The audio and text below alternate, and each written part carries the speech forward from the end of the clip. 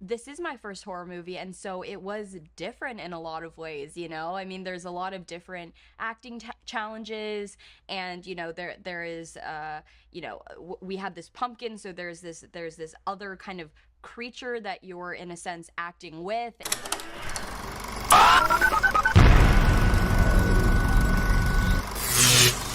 Hi, I'm Kristen Maldonado from Pop Culture Planet. Justin, it's great to meet you. And Peyton, it's great to see you again.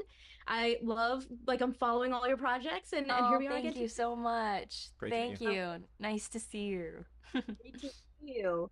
Now, something that I've thought about before, and I feel like this film sort of tapped into it or had that energy is what if we had to explain a holiday tradition to an alien? Like it would be crazy, right? And it's like you sort of get that vibe of wait, this pumpkin is horrified by what we're doing to its, brethren, to its children. And so for you, Justin, I was wondering where did this concept come from and what made this the right kind of short to expand into a feature? The idea has been in my mind for a long time. So about 20 years ago, I worked at an attraction as an exhibit designer. It was the Toronto Zoo, and every year the departments would compete in a pumpkin carving contest that was judged by the guests at the zoo. And every single year we won because we were the exhibit designers. So we were very creative, and it was very competitive, this pumpkin carving contest.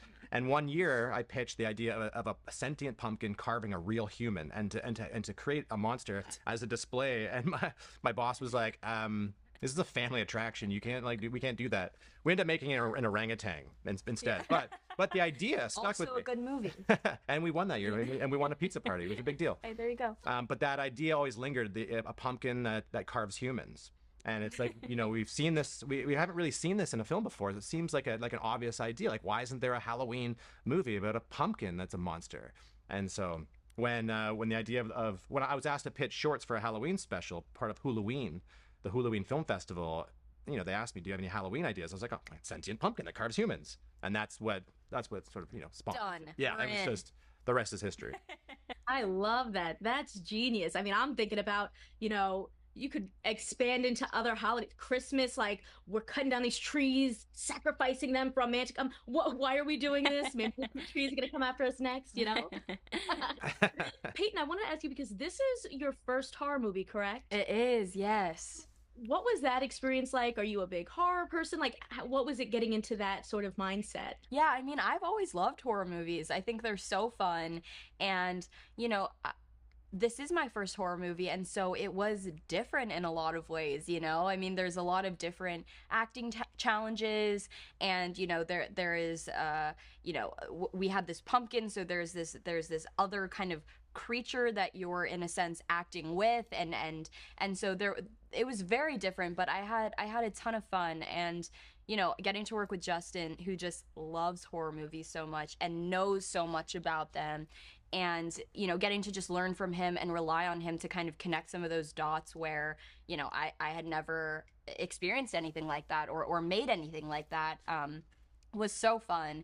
And it's just cool to kind of use your creativity in different ways, and see how everyone that was a part of the project really got to infuse their own passions and care about the genre into it. Watching a horror movie obviously can be pretty scary, but I feel like filming one is the complete opposite. It's probably really funny to see all this stuff that goes on behind the scenes. So I was wondering what was maybe the funniest or just the best time you had while filming on set, or any favorite scenes to bring to life. It's a good point, because when you're filming the movie, it's never really scary. I mean, I like to, and we're shooting a lot of nights, doing a lot of night shoots. So it's actually a very kind of it's a very process driven thing of just trying to put the puzzle pieces together as you're shooting it.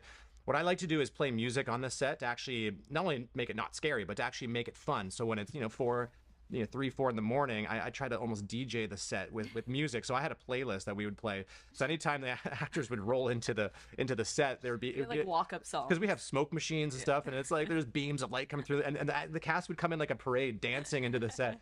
And what's amazing is that there wasn't anyone on this that really required a method approach where it had to be dark. It was, you guys all came in and got into character in the snap of a finger and just delivered. And so we were able to consistently play music and have fun.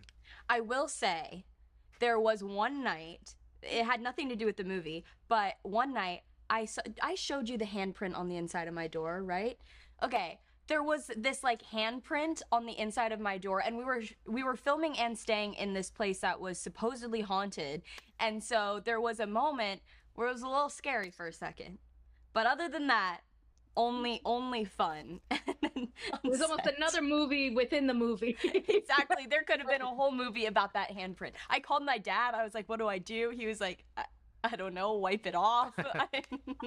But this thing was brought to life as a puppet. So, you know, to me, the most memorable, most fun moments were we're trying to actually puppeteer this thing because it's a big foam latex creature that's hanging off wires.